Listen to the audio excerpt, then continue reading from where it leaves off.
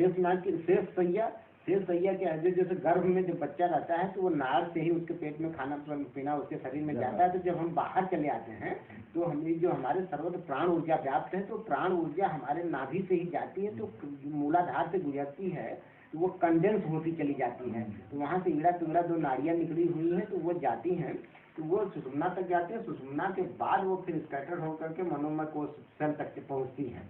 तो सारी चीजें, तो वो जो शेषनाग की सैया इसलिए कहा गया है कि क्वायल, उससे क्वायल टाइप कुंडली मारे हुए चेतना बैठी हुई है, इसलिए उसको क्वायल शेषनाग कहा गया। क्योंकि सर्प के दो जीवा होती है, वहाँ से दो नाड़ियाँ निकली है, इसलिए उसको शेष सैया कहा जाता है। यानी चेतना कंडेंस वहाँ बैठी हुई है, तो दो नाड़ियों के रूप में, दो जीवा के रूप में जाती है।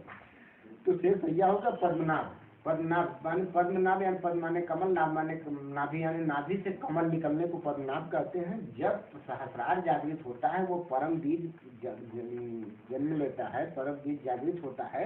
तो जैसे आप देखते हैं कि भूमि में कोई चिन्मय कोश उद्भिद स्वतः उत्पन्न हो तो, या कोई बीज जागृत होता है तो सबसे पहले वो जड़ फेंकता है, जड़ फेंक करके भूमि से ऊर्जा खींचता है। इसके बाद ऊपर चल के पौधा बनता है, वृक्ष बनता है, फूल बनता है, फल बनता है, ऊपर ऊर्जा खींचना लगता है। जैसे कीचड़ से कमल निकलता है, पानी को भेद करके ऊपर कमलवत आ जाता है, सौर ऊर्जा खींचता है। उसी तरह से जब वो परम बीज जागृत होता है, तो वो स्वरूप ऊर्जा जो उसकी बाह्य में पड़ी हुई है, उस स्वरूप ऊर्जा से स्व जागृत हो, परम बीज सहस्रार जागृत होकर के स्वरूप से मेल कर लेता है।